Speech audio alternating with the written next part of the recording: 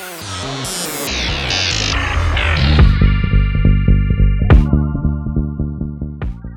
today we're going to run through our first entry into Monarch's Bluff while landing on the shores of Aeternum. If you do get this as a starting area, let's go through some of the things that you should know while leveling in this area and some of the things that you might not see in other videos. Let's jump into it.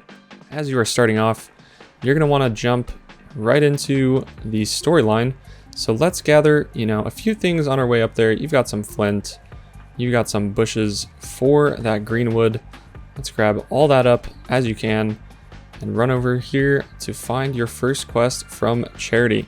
So Charity talks a little bit about the corruption, but you're going to actually go through a storyline or two of killing off some of the Lost. So the Lost are undead, pirate-like creatures that you find throughout Aeternum. They are weak to some things. So the three primary weaknesses that you've got for the Lost will be strike damage, ice, and nature. You've also got neutral damage for slash, fire, lightning, and arcane. And at the lowest weakness of that scale, you've got thrust and void. So definitely pay attention to that if you are trying to min-max. Although at lower levels, it won't show you that much of a difference, but it could come in handy in those tougher fights that you find yourself in. So we're going to go up here. You're going to kill a few of those guys. You're going to grab some stuff in this ship right here. And make sure to not miss some of these chests or stockpiles that you find. Great way to find what you need as far as gear. Look at that. We got a longsword off the rip. We can use that. You will probably start with a longsword, so if you do get something else, all in the RNG, right? So you'll finish off a few quests there. You'll run back to that quest giver, and you will gather all the flint and greenwood that you can. As well, once you get enough and you get access to the crafting campfire, make sure to make all of your gathering equipment there so that you can get the materials that you need. So all of these, the flint skinning knife, the logging axe, the harvesting sickle, and the mining pick will all come in handy as you go through this area. Don't forget to grab the note right there, free XP, as well as the crate supply. Continuing on, we've got a lush forest of trees as well as boars. So boars, you'll need to cut down a few during the story mission, so grab those early, since you will be going back and forth between the watchtower and those quests. So grab them as you are going through there. Ton of bushes, grab as much greenwood and flint and stone as you can. You will use stone cutting for gems as you find them. As well, you'll find these pink herbs. Herbs have a different spawn in each territory for what you can get from them.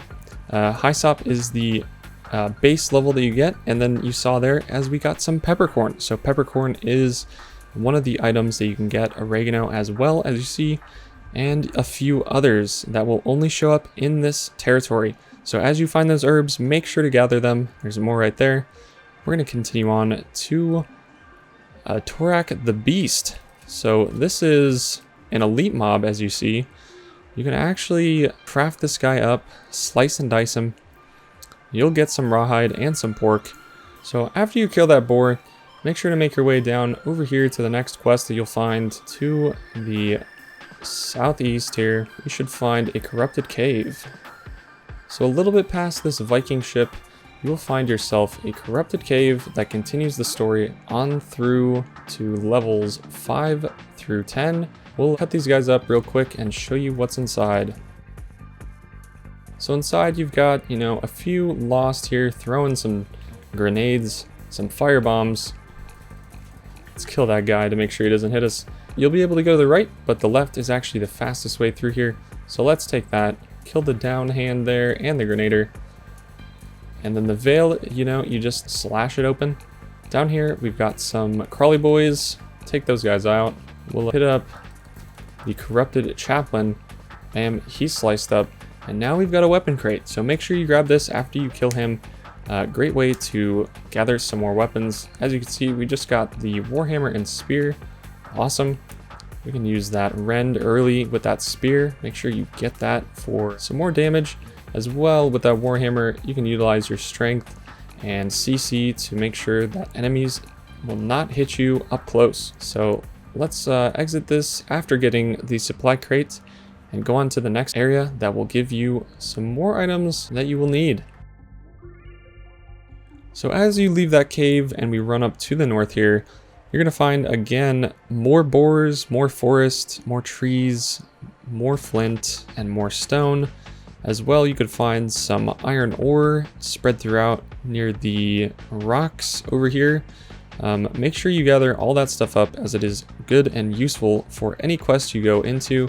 As well, you'll be wanting to craft a few, entry-level items once you get to the settlement up here in Monarch's Bluff. So about halfway through your journey here, you'll find another note. Make sure to pick that up.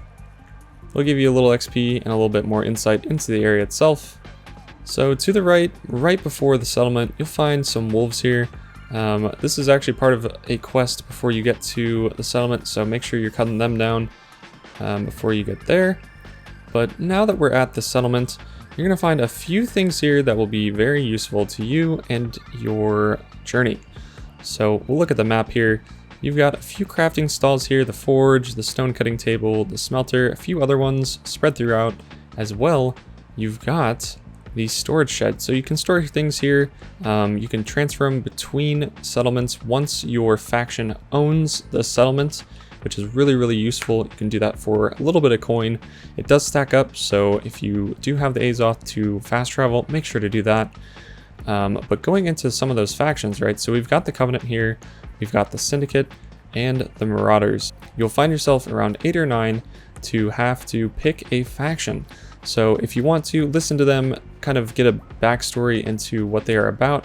If not, pick the colors that you want, because they will actually give you gear that gives you a symbol on it. So if you like to look cool, make sure you are grabbing the best faction that fits you. On top of that, we have got a town projects board. So this is, as you are gathering those crafting materials, this is a great way to, spend those materials, get a ton of XP out of it, and you'll be upgrading the settlement once it is owned. So as you own a settlement, you can upgrade, the crafting stations, the forts, and the turrets.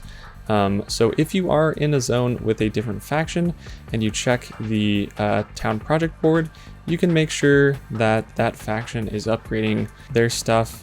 As well, you will actually be updating their fortress. So make sure that you do not, if you want to take control of their settlement, don't pay attention to those town projects that will be specifically updating their turret or anything like that. If you do want to siege them, this will make your time trying to siege them much harder.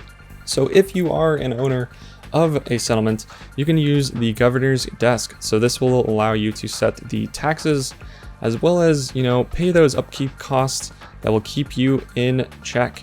On top of that, you've got the territory planning board. So this allows you to plan out what exact crafting stalls you need to update, as well as those turrets and the gates.